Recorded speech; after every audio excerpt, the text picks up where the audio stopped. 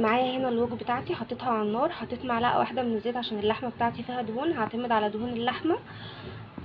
هبدا بقى اخلي الوك بتاعتي الطاسه يعني تسخن كويس جدا، وانزل باللحمه. الطاسه بتاعتي سخنت كويس جدا، هنزل بقى باللحمه. بصوا، نفضل نفلفلها عشان تبقى متفرفطه كده وحلوه. فلفلنا بقى اللحمه بتاعتنا تمام، نبدا بقى ننزل بالبصل. نفضل بقى ايه نقلب.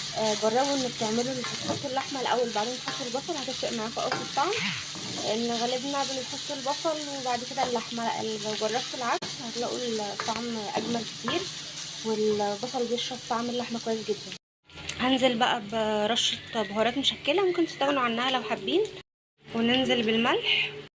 البصل بقى خلاص دبل معايا، هفضل اكمل فيه تشويح، وهديلها شقشاق ميه صغير قوي، تكون ميه مغليه طبعا.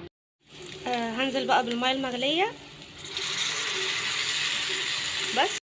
هقلب بقى بحيث ان اللون البني اللي على الاحراف دي كلها والبهاريز دي كلها تتعمل بالميه المغليه، وتدينا اللون الحلو بتاع اللحمه المفرومه. اللحمه خلاص جهزت معانا واستوت، يلا بقى. معايا هنا بقى لفه جلاش العاديه اللي بنجيبها كلنا من السوق او السوبر ماركت، تمام، نص كيلو. يبقى معانا فوطه منديه عشان نحط فيها الجلاش عشان ما ينشفش واحنا بنشتغل. ويلا بينا. الجلاش بتاعنا يبقى مفروض بقى. لو عنده جلاش مكسر هبقى انزل لكم طريقه تانية برضو. حطيت بقى اللحمه المفرومه بتاعتي، وهبدا الف رول من غير ما ندهنه اي حاجه خالص، هندهن بس الصينيه من تحت، تمام. وهقول لكم على التشريبه اللي هنشربه بيها. بصوا بقى، بعد ما حشيت الرولات بتاعتي هبدا بقى ادهن وشها. الماده الدهنيه اللي عندنا بقى سمنه او زبده.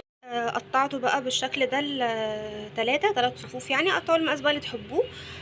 هبدا بقى. معايا هنا هو كوبايه من اللبن، وعليها ربع كوبايه من الزبده او السمنه، تمام، ومعاها رشه ملح.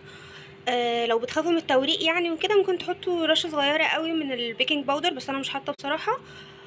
وهسقيها بقى وادخلها الفرن.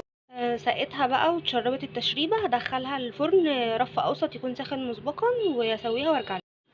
بصوا بقى الجمال، طلعتها من الفرن الرولات. هغرفها بقى واقدمها لكم. بصوا بقى الجمال الرولات بتاعتها.